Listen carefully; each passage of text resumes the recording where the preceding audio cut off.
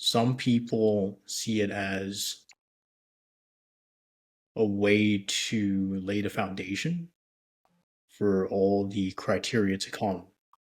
So to some people, it means really pushing themselves to start reaching out to people, to just working more with other top professionals in different organizations. So they know they're junior, but they still need to lay the foundation so that they don't end up maybe in a position where they've spent 5 to 10 years in their job and have still made no progress towards building expertise in anything.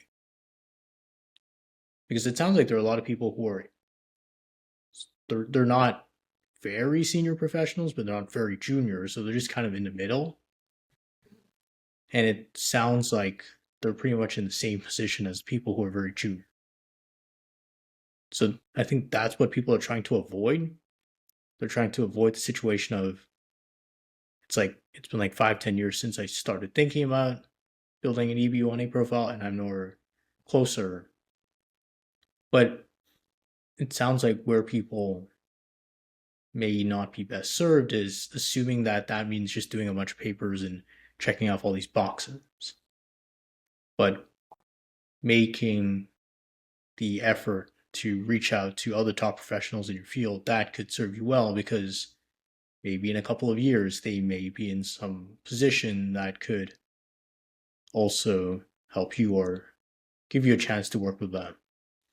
So, so it just depends on what you mean by profile building, right? Definitely. So there's different, not levels. What's the word? So people at different levels of their career have different needs depending on where they're at. So people who are more junior will need some of the activities that are required by the EB-1A criteria just to kind of get in and get practicing. But the most important thing for them at that moment is developing expertise, like developing real expertise and kind of rising in the ranks of their field. And so I think the majority of profile building activities for junior professionals really should be about networking, outreach, exploring different niches and areas within their general field.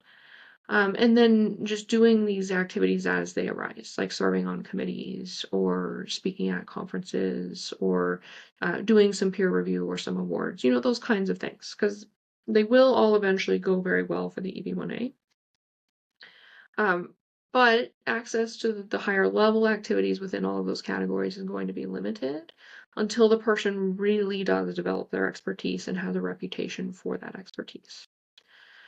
So I often recommend different kinds of profile building activities for junior professionals. Sometimes they're not even really related to the EB-1A criteria, because the most important thing is just getting involved, being really passionate, and exploring different areas so that you will be able to kind of find a niche early on and specialize.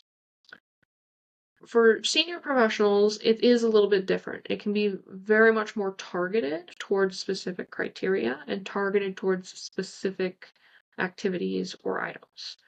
And so the types of profile building activities that I do with senior professionals are very different. I'm not advocating for them to get really involved, explore different niches or any of that, because they've done all of that. They have the connections, they have the expertise already.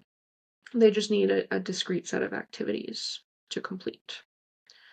And then mid-career professionals are kind of in the middle. I think it is more important for mid-career professionals who are on the way to building an EB-1A profile. It is important for them to identify which criteria are going to be reasonable for them to complete and start working towards those criteria.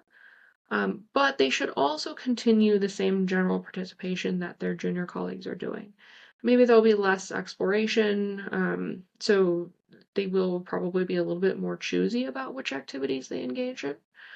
And they will try to be a little bit more directive, but they still do need broader outreach, I think, than the senior professionals, and the timeline for them is still quite a bit longer.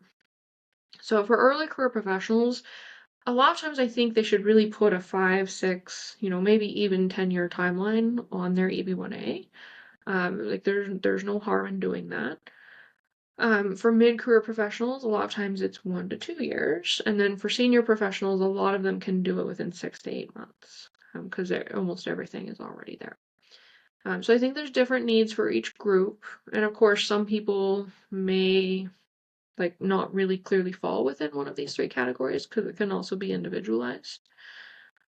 But I do think the junior professionals a lot of times get caught up in a strategy that really only works for senior professionals, and that's what I don't like to see in this industry.